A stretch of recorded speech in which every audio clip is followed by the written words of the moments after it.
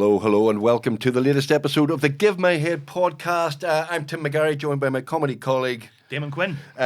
We have been discussing comedy and culture and interviewing all sorts of wonderful people over the last while. We have a very, very special guest. But before we get to the special guest, ladies and gentlemen, just to let you know that Give My Head Piece is on tour at the minute. We're in the middle of our tour. We're playing Limavady tomorrow night. We're in Armagh, Lisburn, Castleblaney, the Pavilion in Downleary. We're in the Grand Opera House at the end of the month. Get your tickets now. Still a few tickets for the Grand Opera House. The Braid in Ballymena on the 20th of March. Get your tickets now. And also, for one night only, I am back in the Lyric Theatre doing my show Ridiculous, which sold out in the Lyric last year for a couple of nights, and I'm back on the 27th of April. You're looking at that, Colin, like, you didn't go to the tour that I did. I was away. You weren't away for 2 months, were you? No. Yeah, you weren't. I was out of the country. You were out of the country every night. He left the country specially. Every night I was on around stage. there, You were on. Well, anyways, No, the one night I was off, actually, I was going to go on the Sunday, and then I had sort of family stuff to deal with, and it all went to pot. Sorry about that. Sorry. I'll go now to the new one, though. The 27th of April in the Lyric Theatre. Yes, you can tell, ladies and gentlemen, we're joined by a comedy genius, a star. Not just a friend of mine from the Blame Game and all. He's genuinely one of the funniest people this country has ever produced. We're absolutely delighted to welcome to the Give My Head podcast the wonderful Mr. Colin Murphy. Colin Murphy, how are you, sir? The Murph. Grant. People in Dundalk may disagree with that. No. At a recent gig. Are you the only comedian who doesn't have a podcast at the minute yourself? I am, yeah. You seem to be. Everybody seems to have one. Everybody's invited on. We were late to the party, and even well, no, I had one during lockdown. You did. I was on your podcast. Yep. And but only did 5. It was said earlier that I enjoyed doing all the edits more than I enjoyed doing the actual podcast. Right. Yeah, that was a bit of a pain. But you didn't have people you were in your shed. Yeah, I was in my shed, and then people were at home, so it's all. It's not the same. No, it's not the same. It's a bit grim. Yeah. But yeah, so I did that for about 5 weeks and decided, don't know. Yeah.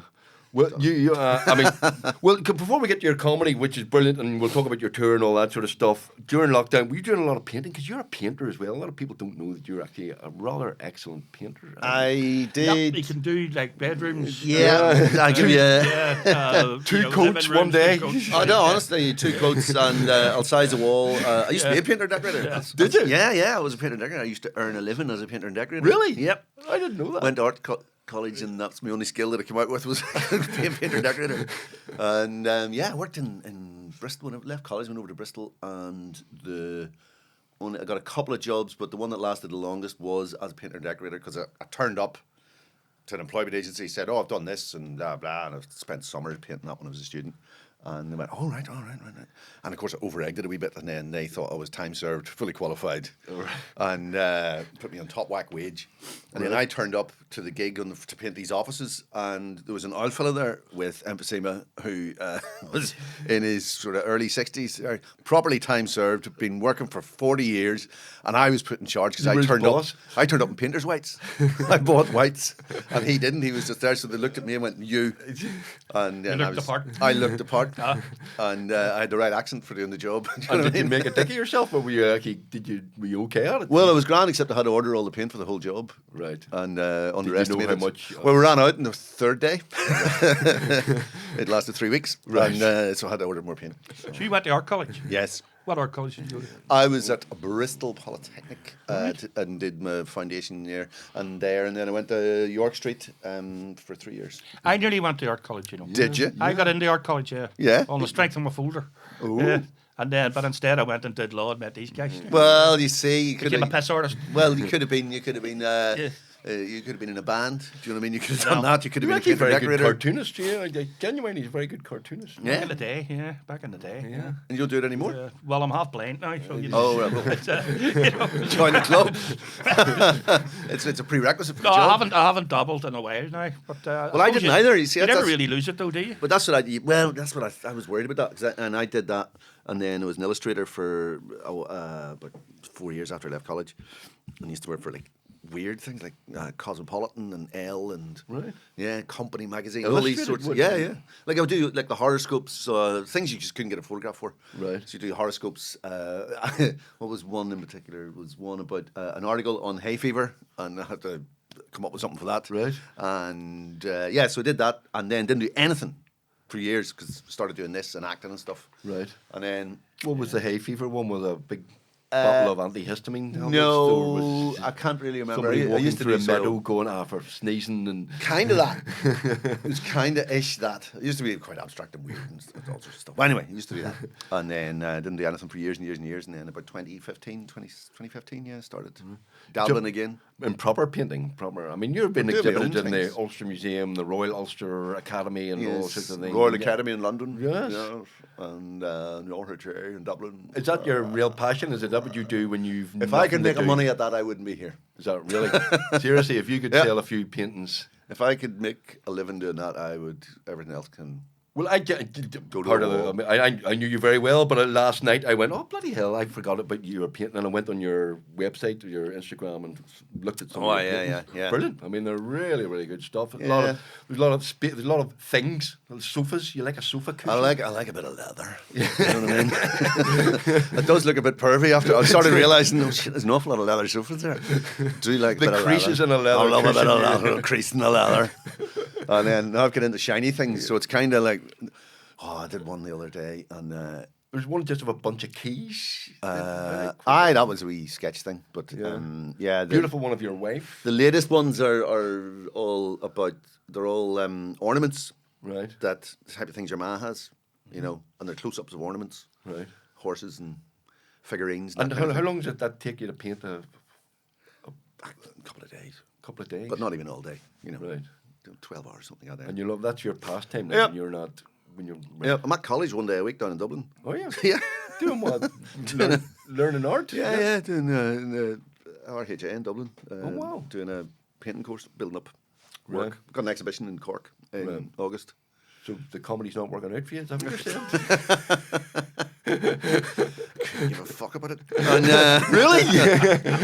Because you are long and well, experienced. someone once said, quite recently said, would you ever think, my goodness, that you do art and comedy? Would you ever think of combining these things together? And I'm going, this BBC tried that once before. with a guy called Rolf Harris. Yeah, it didn't work out great. I think I'll give that one a miss. You know what I mean? Moving swiftly on. Yeah.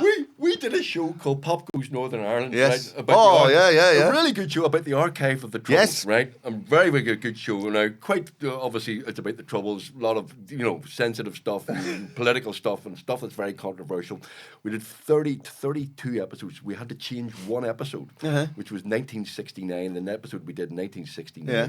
and the reason we had to change it was because the soundtrack was Rolf Harris singing Two Little Boys, and a couple of years after it went Yeah. out, and that was the only All thing we because had. of Two Little We were Boys. worried about the IRA and Whoa. politicians, and this is Yeah. going to be, you're pro IRA, you're anti-unionist, you're this, that, and the other, and the only thing we had to change in the entire thing was Two Little. Well, I watched that program. I really, really enjoyed that program, and my son's really. So he got the age where he was sort of quite interested in here and whatever, and I thought, well, that would be a good, background thing, and he likes music, and so it'd be, a good thing. And a couple of episodes in, he's looking at it and going, it's not very cheery, is it? There's an awful lot of the Smiths. There's an awful lot of quite gloomy music to go, because you can't really have, boom lang a lang, boom lang.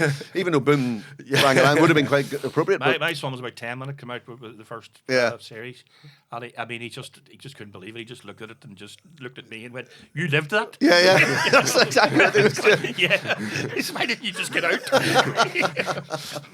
It was overwhelmingly, but the music as well. You couldn't choose any lighter music. To be fair, that was Michael McDowell did a lot of the choosing of the music, and I'm not saying we're bad choices. No, I'm saying no. There were because of the news. You were screwed. There was a lot of going right. There's no we need juxtaposition here. Yes, we need something appropriate here. Yeah. He had to find a lot of solemn tracks, for each episode. Yeah. There's always going to be, something bad happened that Yeah. year. Yeah. I mean, that was just the way it was. But no, we're very proud of Pop Goes Northern Ireland. Yeah. It was, I thought it was great. it was, Oh yeah, I mean, I think it'll be watched 100 years from now when we're long gone. Oh yeah. Yeah, You tell the young people today, they won't. Because you used to do a brilliant routine about the Troubles. I remember correctly going, basically the Troubles, what an absolute fiasco and mess it was, and it was like people taking drugs after a party, going, "What the fuck were we?" Oh, doing? yeah. What was that about? Yeah, what were we yeah, doing? yeah, Like yeah. we were off our heads. Yeah. And you kind of look back now and go, "We were off our heads." Yeah, it's sort of. I did have another one about. I can't remember what it was. It was about sort it all out. All the Pope has to sell a few paintings, Yeah. and the Queen sells a few bits of jewellery or a house, and then offers £1 million to everybody here that wants to leave. Yeah. And if they don't leave, they deserve it. Well, that was my solution to the Drum Cree. Yeah. Remember the Drum Cree thing? Yeah, yeah, yeah. I said, look, for all the money they're spending on the police and all, just give Yeah. everybody money to go on holiday. Yeah. Just go to all Yeah. the Catholics who are offended at the Orange March Drum Cree, right? Yeah. Say, look, you don't have to say it. You don't have to do it. Here's 2 weeks money. in Tenerife. Go away on holiday. Yeah. You know? and then you'll never have to worry about it again. And it would have been a lot cheaper than what the policing bill would have been. when they started those tour buses around Belfast as well. Before, just that trouble hadn't even sort of ended. They Yeah. were doing the double decker with and everybody in it, and I was always wondering, is there a different picture on the inside of that window than there is? Do you know what I mean? They stuck something else on. West Grey. Yeah. On your left are the rolling beaches and palm trees of Barbados. Yeah. This is where your man was shot. Exactly. 1973. That's what it is. I was shut up there. Somebody, have you ever been on one of those black taxi tours? I know somebody that was, and No, I spent a lot of my life in black taxis because I'm from the West. So Yeah. you went into town, it was always in the black taxis. Like, but the tour is these guys were at one guy, and you wonder just about the amount of exaggeration involved. And this guy apparently had been shot about 9 times in this journey. He'd been going, Right. I was shot up there, over there. Somebody tried to shoot me, and then it was just. Yeah. Going, here's it was just call that a scar. Anybody can be a tour operator who you could do a wee tour. You could do- Brilliant. Yeah. There's none around Malone Road. And paint while you're doing it. Yeah. You get done for that. I got done for speeding. I had to do Have you done one of those speeding? I've done one of those. speed awareness course Yeah. last week. oh, you were? I'm very aware now. Yeah. I was very aware on the way here that I was late. I'm very aware that I might get 3 points. And then there was a wee camera. Yeah. There was a van sitting at the traffic lights down there. Bastards. I yeah. know. Everybody flashing. That's one thing about the troubles. It's still. Still watch out. The pillars are a big Exactly. Always wondered that. Do pros do that?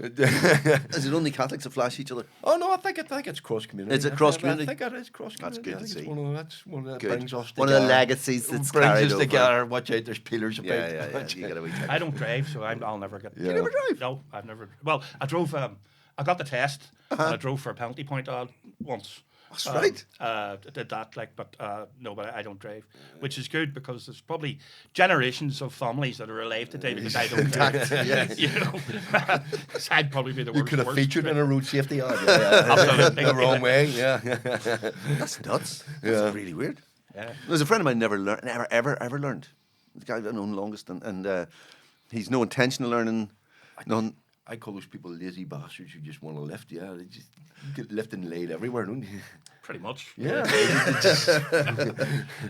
I call them borderline alcoholics. Yeah, well, that's the other thing. Yeah. I wouldn't go with a girl that didn't drive. You see.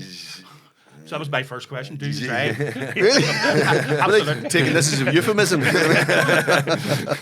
As a Tinder profile, do you drive? Yeah. I love being driven. That means something totally different. That's very, very different. I'm a backseat driver. No, yeah.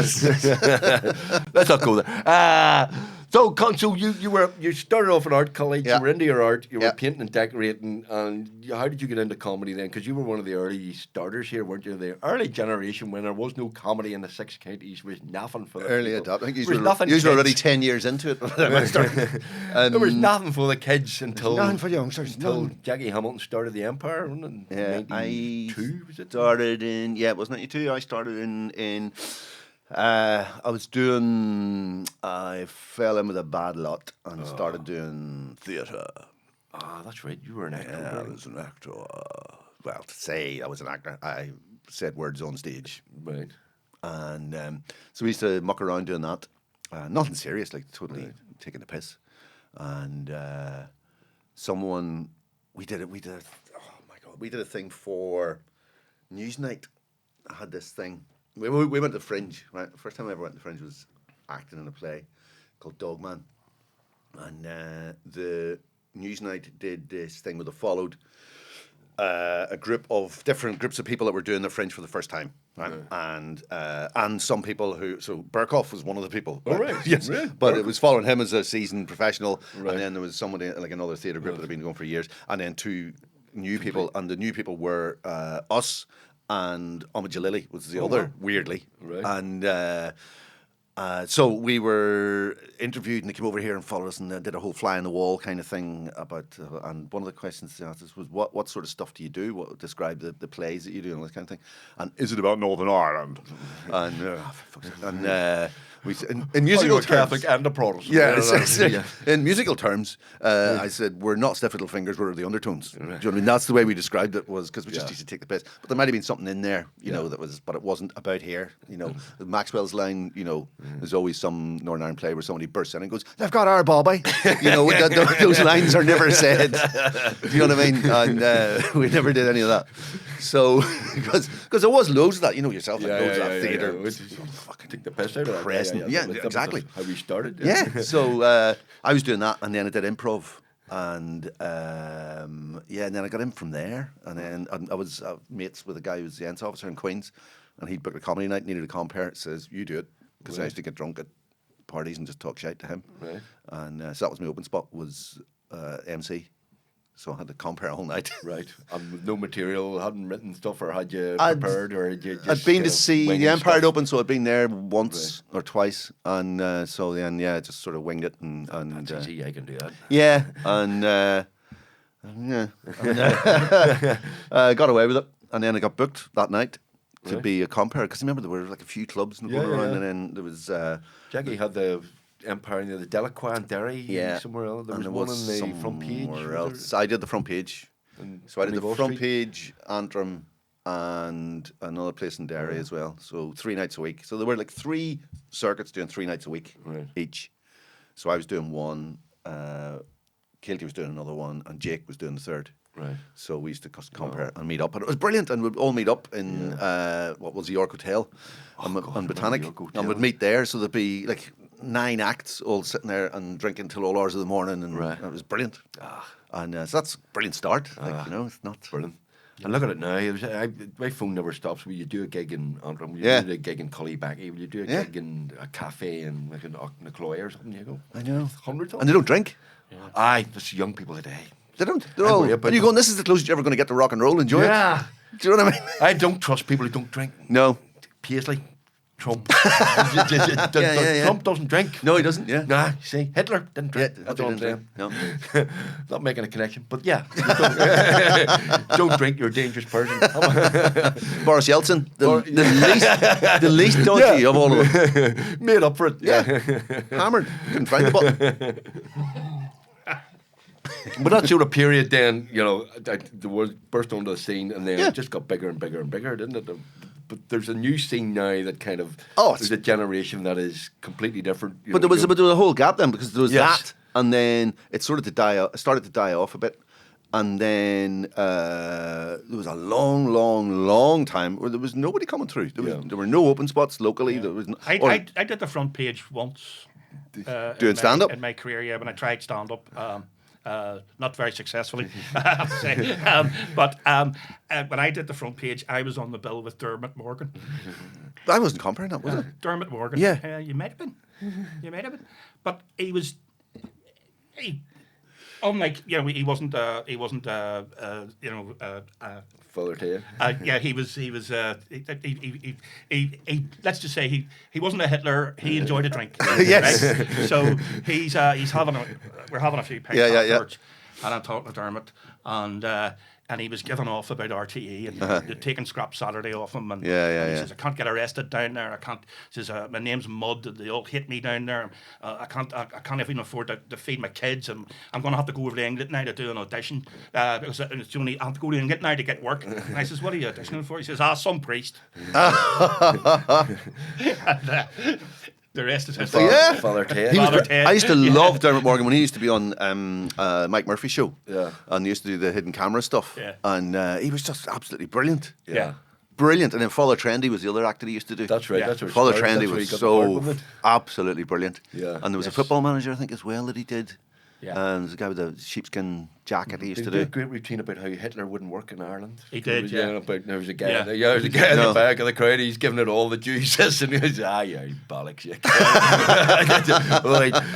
He was very good, but he was also one of those guys who hated work. And I remember there was a documentary about him saying he'd sketch you and stuff, but he never fucking sat down, and he was always late writing stuff, and kind of arrived at the last minute with a script, and going, we'll do this.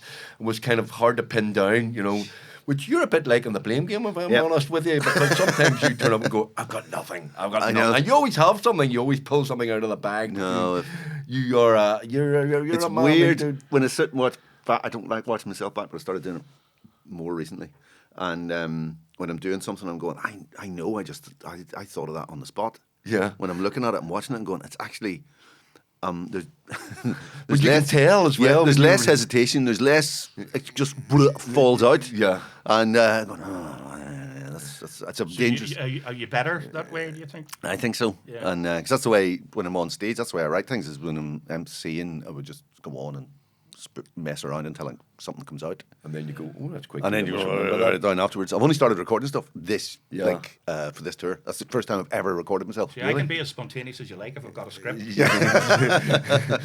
Yeah, give him an hour, he'll be completely spontaneous. There was remember that Funny in the Foil thing? Yes, for the City of Culture 2013, There's a whole routine there that I winged. Right. And it was the stuff about the delicatessen and about feeling sorry for Spanish and Italian and French tourists to come over here because everywhere here promises so much. Every Centra, every Applegreen has delicatessen, and they go the delicatessen. Beautiful. We have jambon and charcuterie. A small bottle of wine. We will feast like kings. And then they go in. There's a woman in a tabard, standing there going, "What do you want? I've only sausage rolls left." It's just that. But the whole thing was improvised. Off the top of your head? Yeah. And I was like, Jesus Christ, what am I doing? It was one of those things, you're 5 words in, you're going, what the fuck? Move away, stop.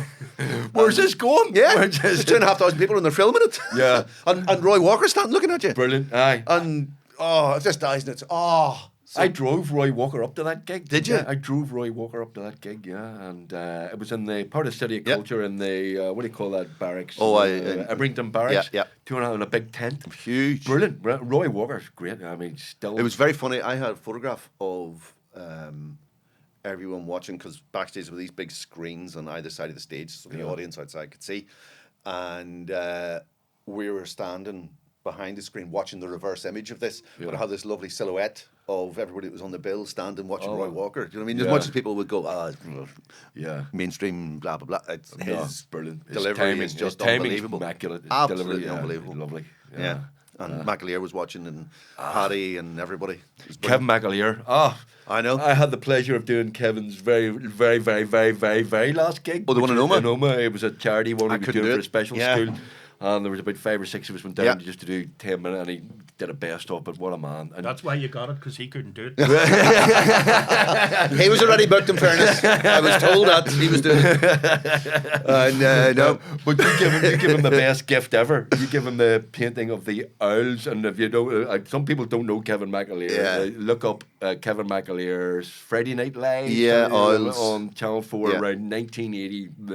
I was in Bristol, so it was 1988. Routine he did 87. about the owls, and he comes on stage in live TV and he stands still for about a minute and 35. Oh, it's way over the legal limit of how long you're allowed to say nothing on stage. Is this guy going to say anything? Is it, what the hell? And he had a picture of 4 owls, and there's a brilliant routine.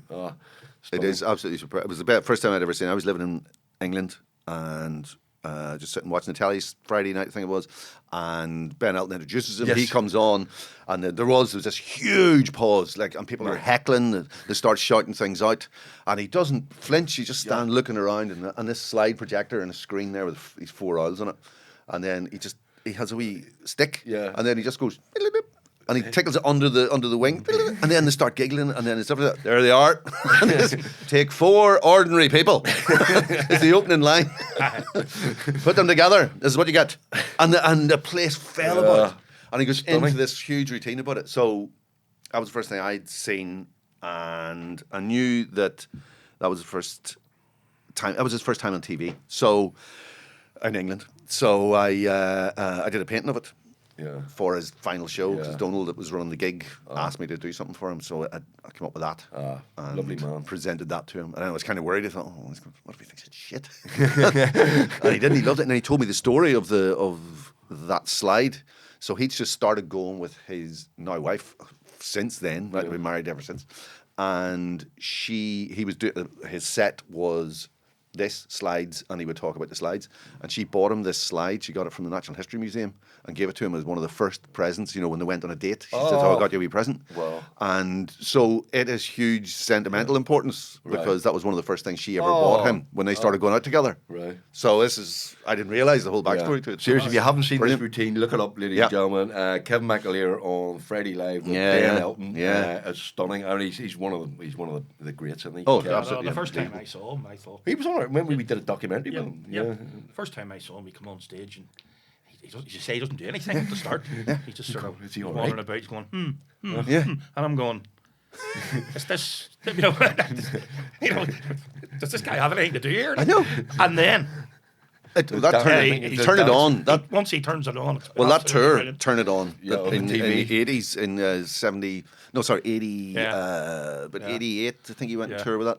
I saw it in the Mandela and in Queens, and it was packed. Yeah. But I'd only seen him on TV, I think I'd seen him in Nighthawks and that kind of thing in RTA, and he was just unbelievably brilliant. Yeah. That's the one where he goes, we made our own fun Yes. back in the day. We made our own fun. We made our own fun by watching the television. And then hours and hours and hours we'd watch that television. And then somebody would say, turn it on. It's great. Oh, no, it's absolutely. But then the surreal, brilliant things, like... well, I remember my grandfather saying to me, throw another block of Moroccan on the fire, I'm coming down. People used to say I assassinated President Kennedy, because they used to say, Kevin, where were you? Anyway, stop talking about somebody who's brilliant. Who do you hate? There's millions of comedians out there. Are there any you hate and you go, I don't like these guys. Come on.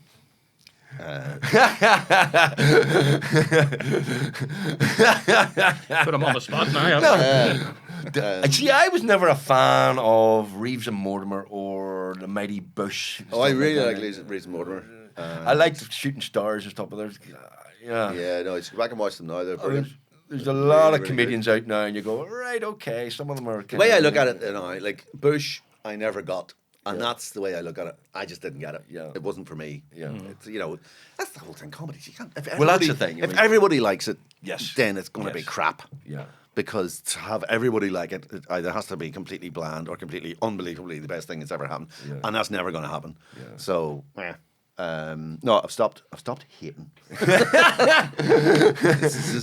decided my heart. I have to stop hating. Okay, we're the same. We kind of just go, it's not for just me. Accept it. No. Yeah, it's not. So for you me. did get to play the SSC Arena recently, and then a gig to 40 people the next night. Is that nice? Yes, I did.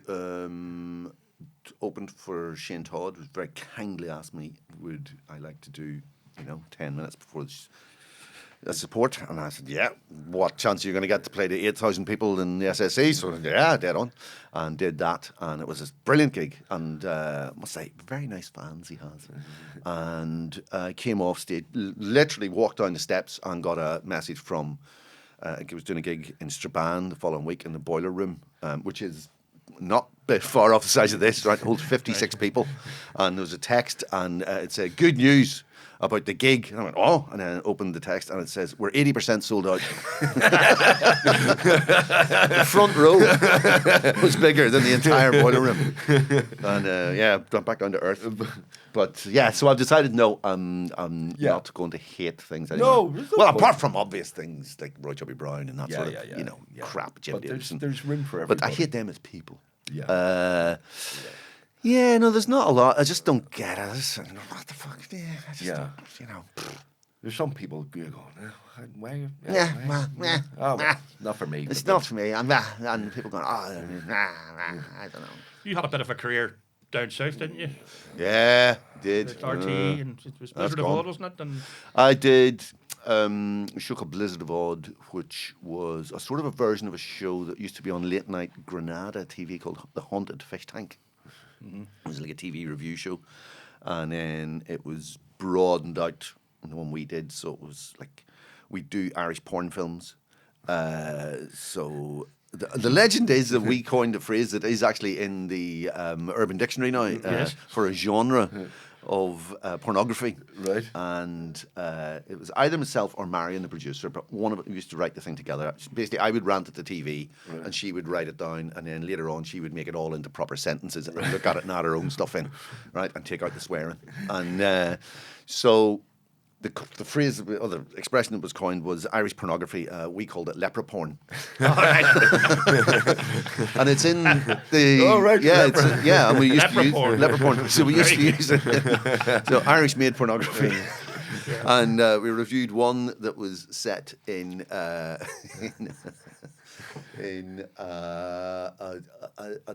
B&B that these people had rented, what then became an Airbnb, from the tourist board. Right. So you can see it in the Irish tourist board brochure, and then they did a whole big sex scene. You can't see the film in the Irish tourist board brochure. No, you can't, no. Right, but okay. if you want to rent the cottage. All right, you can rent the cottage where right.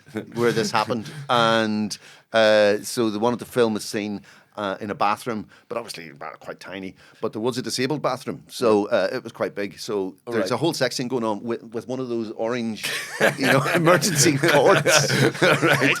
In case something went wrong. And I was going, pull the cord, pull. And it was in days before people were filming themselves on a phone. Yeah. But this was some of them were quite high production values, and so we used to do review. That sort of thing, and adverts, and like who was your man? Not Colin Murphy, the other fella from Cork, Jonathan Rhys-Myers. Right. Him in a soup ad, in a Nor ad, right, for a cup of soup, all that sort of thing. So we used to do that, but it was brilliant because with no money, so we used to film it in this place called Kairos, right in Maynooth, which is where they train the priests, right. So that's where the studio is. So they've got it for some reason. The priests have a recording studio, right? And they have another little church set up for mass. So they'll do live mass on a Sunday morning, and you're having your lunch break with loads of nuns and priests. Some of them are in civvies, so you have to watch what you say at all times, right? And they'd be in there, and what are you doing in there? And says, we're doing a TV show, The Blizzard of Odd. I must have a look at that. And then the following week, they won't talk to you because they saw the programme. There was one week I was in, because I had to make all the sets, because we didn't have any money. It was just a white stike, and then we'd have a load of props, and I would sort of make a set out of it. And I would do my own makeup. It was a real budget operation. And with a sound... One sound guy with one cameraman, with our director, a producer, a runner, and me. That was it. Right. And so the producer would be in next door writing it as I'm saying it on an auto cue, and then she came in with another bit of stuff. It would go in, and so I was hanging pigs' heads. As you do, like Lord of the Flies, proper pigs' heads, and with hooks in them, and and doing a whole thing with them. And then that's a break for lunch. And then we go in. What are you doing? Well, I was trying to ride a pig's head in there a minute ago. But you can't tell. How was mass? Yeah. Good for yourself. Tough crowd. Yeah. So it was a great show, and then we did the panel after that. And the panel was they overlapped. Then I was doing the panel and that. Yeah. And the panel was massive. The panel was huge. It was a really, really big show. Yeah. Is that where you met Delamere and so? I'd known Delamere before that. He'd done support for me and Letterkenny, and he'd done support for Dara a couple of times as well. And Dara used to host the show, and then we were looking for a new panelist, and myself and Dara said, "Well, Neil was great, get him." Right. And so that was. Did you get him on the blame game as well? No, maybe did I? I don't know. Maybe I did done. He wasn't at the very, very, very start of the blame game, was he? Or no, I think he was. Yeah. No, he was. Yeah. Right. There was a weird pilot that we did. Yes. Yeah. There was a weird radio pilot that we did. I think I hosted it. Journalist. Yeah. No, I hosted it. You talking about the very, very, very, very first one? Oh, maybe not the very, very, very first one. I wasn't invited to that. There was an improv version. Oh, I hope you hosted it and then were shit and I got the job. Yeah. That's what happened. Yeah, there was an improv version. But the panel was massive. Like, it was Huge. Absolutely huge. You did big live gigs. And I think you told me one stage you were very famous down south because they didn't realise you were from the north. Yeah, no, none of them. They would do all these audience research things. RT would do this to find out, people's perceptions of any show, and so they did this, and they would ask, where do you think people are from, where would you say, and so they knew where everyone else was from, but me, apparently it was everywhere around the border but not across the border. So they would think it was from Louth or Cavan or Donegal. Loads of people thought it was from Donegal. Donegal. And this is all pre-Paddy Kilty time when, they didn't really want Northern voices on RTE. Yes, nobody wanted, yeah. So you got the gig because they didn't realise you were from the north. Yeah, it was me and is it John? Is it Kelly? It does arts. Oh, John Kelly. Yeah. John Kelly from Anna. Yeah. Well, he's kind of soft spoken as well. So we were on the telly, and that was about it, really. Oh, and your big man that used to do the food stuff. Oh yes, I know the guy you mean. Yeah. From Red Bangor. hair. Yeah, I can't remember his name. Oh, what's his name? Anyway. And George Hamilton. That was it. So Derek, wasn't it? yes, Derek. very Yes. well done. Yeah. So there weren't a lot of Nordies on the telly. And did you encourage them in the belief that you weren't from the north? Like, did you maintain the subterfuge? I would soften it up. If it's meant I could get work, then and Because halfway through the series, they went, "Is he from the north?" yeah. Well, he used to say, because the producer, can't be having Seamus, that. was from Derry, Yeah. and so we'd all have mugs each week, and the mugs used to change and swap around, and people would send them in, and would just. And mine was always, he would give me the Derry City one, football, so I'd be there with the Derry City mug, and nobody seemed to notice this. Right. Just I don't know, but we did get, again we get savaged. We got the Liam Fade. We got Liam Fade. We've been Liam Fade forever. Yeah. Double page spread we got. Did you get a double page spread?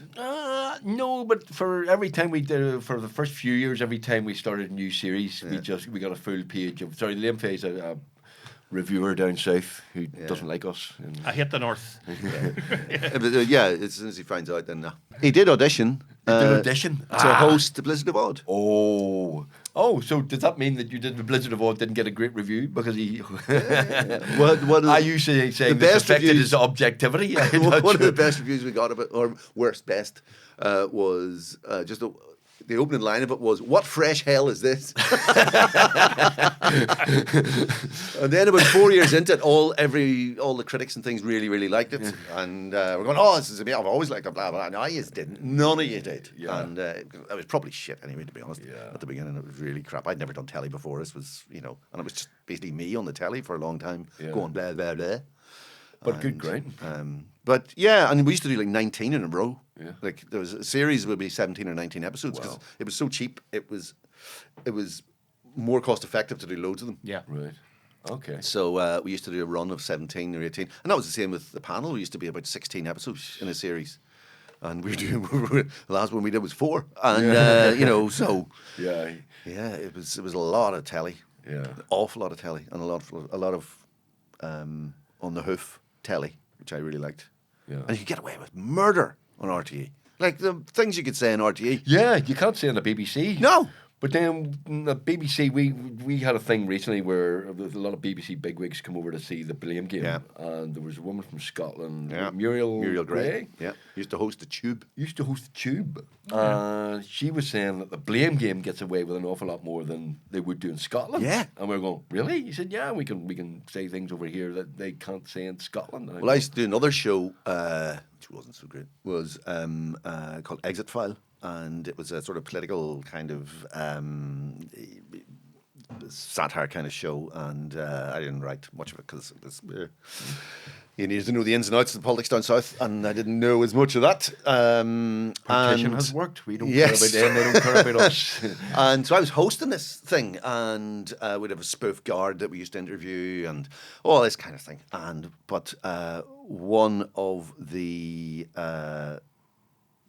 things at the time, Bertie Ahern's girlfriend was this woman who worked in a beauty salon, right? And we got a picture of the beauty salon, and I noticed on the beauty salon, on the thing, it does waxing. Right. And we presume, all forms. It didn't say, but all forms. Right, okay. Yeah, and so she worked in this, and there was some reference to a merkin. Right. Oh, aye. Yes, because her name was nearly Merkin, right? Okay. So we called her Merkin, right? I don't want to dredge all this up again, Okay. so I'm trying to avoid her actual real name. And so we used to blah, blah, blah, Merkin. And we had a phone call then from RT, and I was in the office when the producer got the phone call from the legal department going, and she had to explain what a merkin was right to the lawyer, because he didn't know. Is this something we should be concerned about? And she was going, so here on one side of a conversation, there's someone's explaining what a pubic wig is to someone that has no idea what a pubic wig is. Right. And they're going, it's a pubic wig. No, not public. Pubic.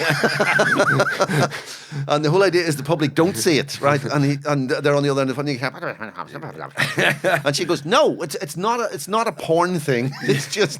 And so it was just. Did it go out? Yeah. And until we had phone calls and things from members of the government. Really? Yeah. That happened. Genuinely, yeah, Really? yeah, rang the controller and stuff. Yeah, it was all, it all got a bit, So we were to lay off the pubic wigs for a while.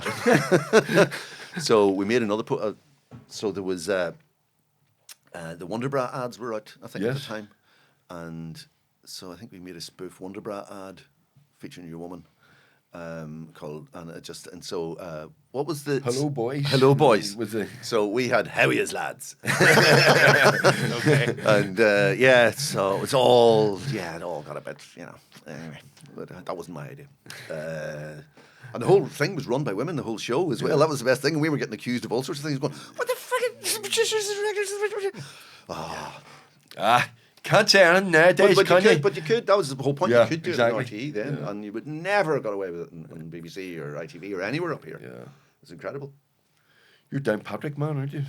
Yeah, well, Didn't go like the boost about it, didn't no, you? I was only there for 18 years. Were you? Yeah, I left to go to college. As soon as you could. Never went back. Yeah. That's how to put the Patrick's wanderlust not that into people. bad. What? Down Patrick's not that bad. Let me just check when we're playing. Yeah, when you played.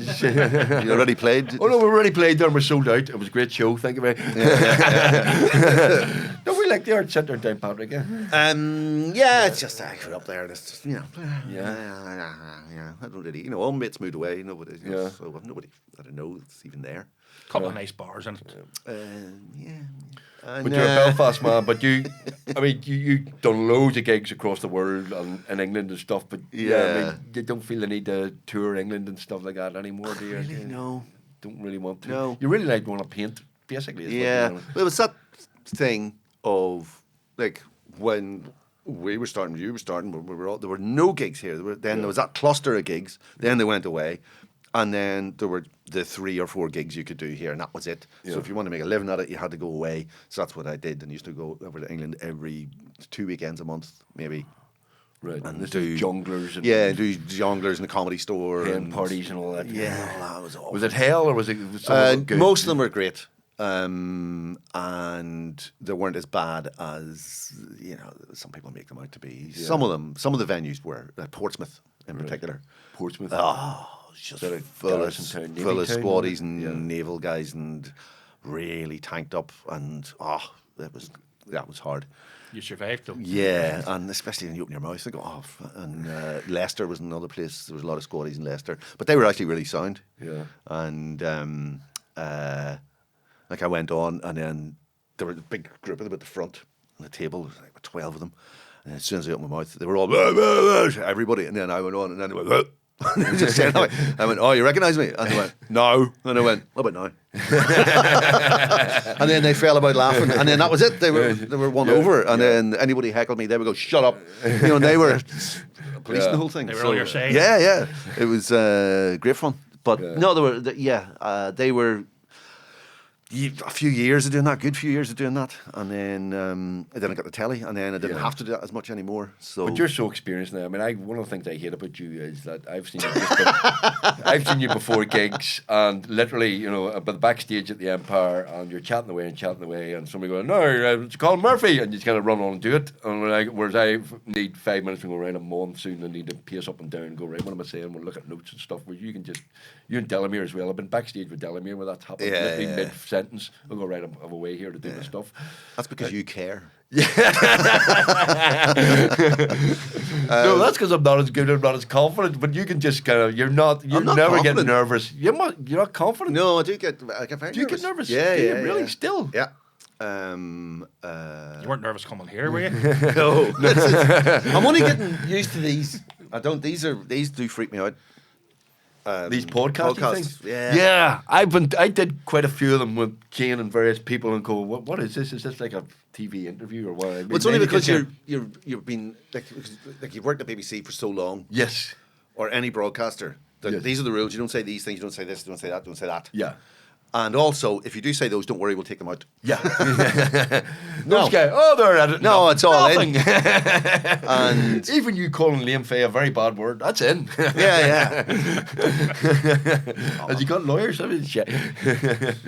But yeah, you're right. And you kind of go, well, the podcast is just informal, it's just a chat. Yeah, so they're quite nerve-wracking. And then I did have a gig on Friday past. And we're recording this week's in advance, so you won't know which one, the dog. And it's normally a brilliant room in the Spirit Store, and it's a fantastic room.